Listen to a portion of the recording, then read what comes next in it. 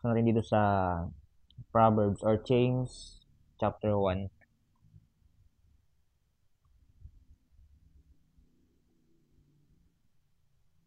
James chapter 1 verse 2 to 5. Sabi dito, my brethren, count it all joy when ye fall into diverse temptations, knowing this, that the trying of your faith worketh patience. But let patience have her perfect work, that ye may be perfect and entire, wanting nothing. If any of you lack wisdom, let him ask of God, that giveth to all men liberally, and upbraideth not, and it shall be given him. Let's pray.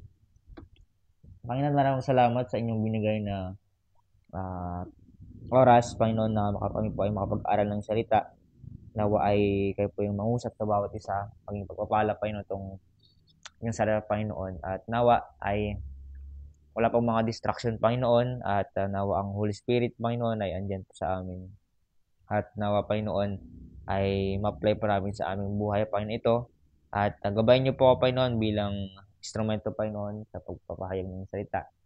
Nawa, Panginoon, hindi po yung sarili ko pong salita, Panginoon, kundi yung salita niyo, Panginoon. Dahil po na, Panginoon, na kami po ay humihingi ng patawad, Panginoon.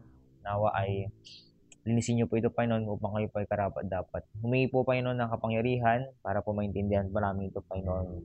At ito mga dalangin sa pangalan ni Jesus. Amen.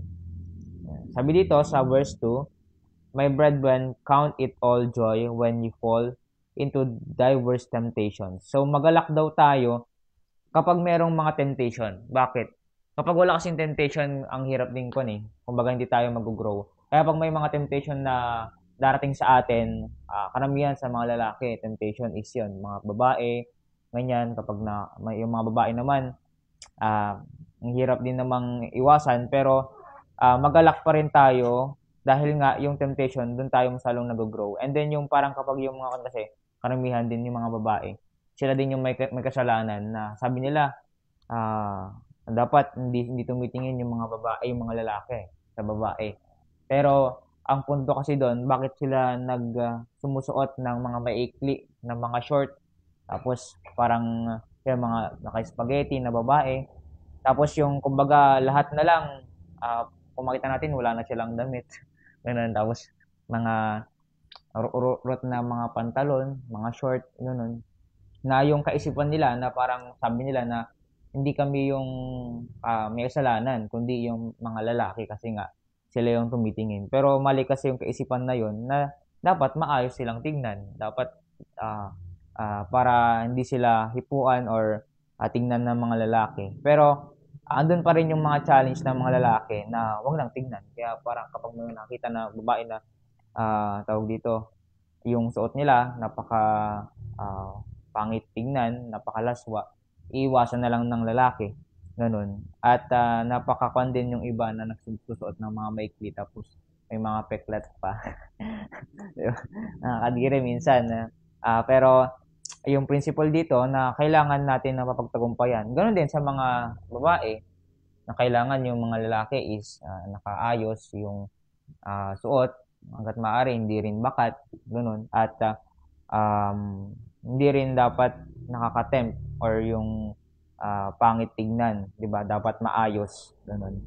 And then kung makita natin dito na sa verse 2, my brethren, count it all joy. Yan. Tingnan natin dito as positive. Kasi dito tayo mas matututo. Yan, makita natin dito yung verse 3. Ibig sabihin yung patience. Verse 3, knowing this, that the trying of your faith worketh patience. So, titingnan ng Panginoon yung faith natin. Kung tayo ba ay mahuhulog sa temptation or hindi. At sabi sa last, worketh patience. So, kapag nagtrabaho tayo, meron yung pag-work na maayos. Yung talagang ayusin ko yung trabaho, gagalingan ko. Di ba, minsan, tinatamad tayo na gawin yung isang bagay na trabaho. Kasi nga, tinatamad yung, sige, okay na to. Okay na to. Pero kapag yung patience kasi, yung talagang pinuli din natin, ginandahan natin yung trabaho natin, inayos natin, tapos naging maganda sa tingin ng iba, tapos na, kumbaga iba yung feeling kasi na uy, ang ganda nito. Kasi nga, yung patience na pagtatrabaho, unti-unti, step by step, gagalingan ko. Kaya nga sabi dito sa last, na knowing this, that the trying of your faith worketh patience. At titingnan doon, yung kapag nakapagtrabaho tayo ng maayos, fulfillment, kapag yung, sige, wala, kahit matagal yung oras, kahit matagal yung pag-work, ganyan, tapos ginalingan ko, andun naman dun yung fulfillment na naging maayos yung trabaho ko. Like for example, paglilinis sa bahay, 'di ba? Minsan kailangan pang buhatin yung mga upuan para malinis talaga. Kaya nga hindi lang yung parang lilinisin na sige okay na yan kasi mabilis. Pero dahil nga merong patience dito, patience lang, bubuhatin ko lahat para lahat ng mga dumi matanggal. Minsan nakakatamad kasing gawin yung isang bagay na parang ang hirap pang gawin niya, bubuhatin mo pa, tapos yung nakakainis na kunyari, yung damit na may tawag ito, kailangan mo pang sunroksan, tawag ito, may mga mancha, di ba? Kwan, ang hirap tanggalin, nakakainis na, okay na yan, ganyan. Pero ang principle kasi sa Bible na kailangan ayusin, talagang tanggalin, yan like for example, yung mancha, kailangan tanggalin kasi andun yung patience. At doon natin makikita yung tamang pagtatrabaho, hindi yung palpalaran. And verse 4, but let patience have her perfect work. Yan. So dahil nga yung may patience tayo, sige, trust the process, gagalingan ko sa pag-work para maayos. And meron din mangyayari na perfect work, magiging maganda siya. Perfect. Yan. At bagamat hindi naman tayo perfecto na parang yung laging perfect lagi na parang kasi sabihin nila ng iba, tao lang ako, ganyan. Pero kasi pwede naman kasing maging maayos yung gagawin. Kaya sabi dito na but let patience have her perfect work. At yung mga natin, gagawin natin, 'di ba meron yung pakiramdam na kapag yung pangit yung natin, yung suot natin, o ang dumi, ano, no? Kaya yung work natin parang hindi pa satisfied. Sana meron tayong ganung kaisipan na, ay, hindi pa pulido, hindi pa, ang pangit pa, parang ganun. Sana meron tayong ganun. Kasi minsan, yung mga artists, talagang makita nila yung banking, yung, kunyari, yung orasan, ganyan, o yung frame, o bakit hindi ayos, ganyan. Talagang yung mata kasi nila, gusto nila laging maayos, perfect. At sana, ganun din tayo. Kasi nga, yun din naman yung sinasabi ng Panginoon. And that ye may be perfect and entire, wanting nothing. At yung gugustuhin natin na dapat mangyari, yung outcome is nangyayari. Kasi nga, nagbigay tayo ng patience, tapos tinrabaho natin ng maayos. Kaya meron talagang yung gugustuhin natin na result is nangyari.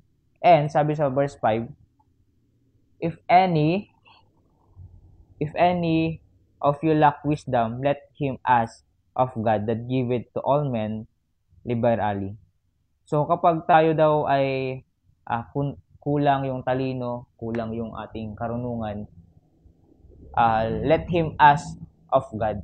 Humingi tayo ng wisdom. Lord, paano ko ba ito gagawin ng maayos? Paano ko ba mas maganda yung trabaho ko? At sinasabi ng Bible na kapag kulang tayo, kunyari sa pag-iisip, sa mata, paano maging maayos, paano maging presentable, paano mas maganda pa yung gagawing trabaho, let him ask of God. Humingi lang tayo sa Panginoon ng wisdom para yung mga trabaho natin is maging maayos. Kaya nga laging andun yung fear natin sa Panginoon na Lord, bigyan niyo po ako ng wisdom. Kaya nga yung kahapon na talakayin natin na yung para gusto natin ng wisdom, dapat may takot tayo sa Panginoon. At the same time ngayon, para magkaroon pa tayo ng wisdom, mag-pray tayo. And that give it to all men liberally and upbraided not, and it shall be given him. Kapag humingi tayo sa Panginoon, nag-pray tayo lagi. At especially kapag talagang marubdob yung panalangin natin, 'di ba? Talagang kung gusto natin tumalino, magpe-pray tayo. After mag-pray, mag-aaral, hanap ng advisor, hanap ng books, babasahin, at maghanap din sa YouTube or mga courses, ganun. Kasi andun na yung wisdom, nag-pray na tayo, tapos bibigyan tayo ng Panginoon, oy, Di mag-aral ka, magbasa ka ng books sa YouTube, ganyan. Minsan, talagang parang kailangan pang formal, pero kung ano yung meron, may YouTube, may Google, o di yun. Iba, karamihan naman, doon naman tayo natututo sa ngayon. Dahil nga, dati wala pa namang mga YouTube, Google, puro books, puro sa pag-aaral, sa kwan. Pero, iba pa rin kasi lahat natutunan na. Pwede kang mag-self-study at pwede rin sa YouTube. At andun na sa YouTube yung iba. Pero minsan, karamihan, yung mas maganda pa rin naman na formal na sa school. Ganun. Pero kung meron namang magpapaaral, yun nga, o di mag-aral. Kung wala, o di gawa ng paraan sa YouTube. Kaya nga meron tayong tinatawag na kapag kulang yung ating talino or wisdom, humingi lang sa Panginoon. At wag sanang mawala yung fear natin sa Panginoon once na nagkaroon na tayo ng wisdom.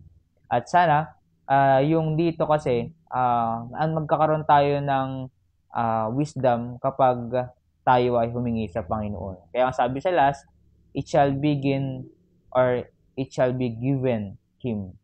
Ibibigay ng Panginoon yung hinihingi natin. At tiyak na ibibigay sa atin kapag faithful tayo. At bibigay niya agad to kapag tayo ay talagang nagiging tapat. Maayos yung ginagawa ko, patience, process, tapos after that, nagpipray ako kung kulang pa yung gusto ko pang mag-grow, ganyan. Kasi hindi naman tayo nag-grow kapag wala yung temptation, di ba? Wala yung paghihintay, patience, at wala yung wisdom. Kaya lagi nating tandaan na patience lang, sige, maghintay lang tayo, ayusin natin yung dapat ayusin na trabaho. Tapos humingi pa tayo ng talino sa Panginoon para lahat ng ating mga gagawin ay maging maayos. Let's pray. Panginoon, maraming salamat sa inyong binigay na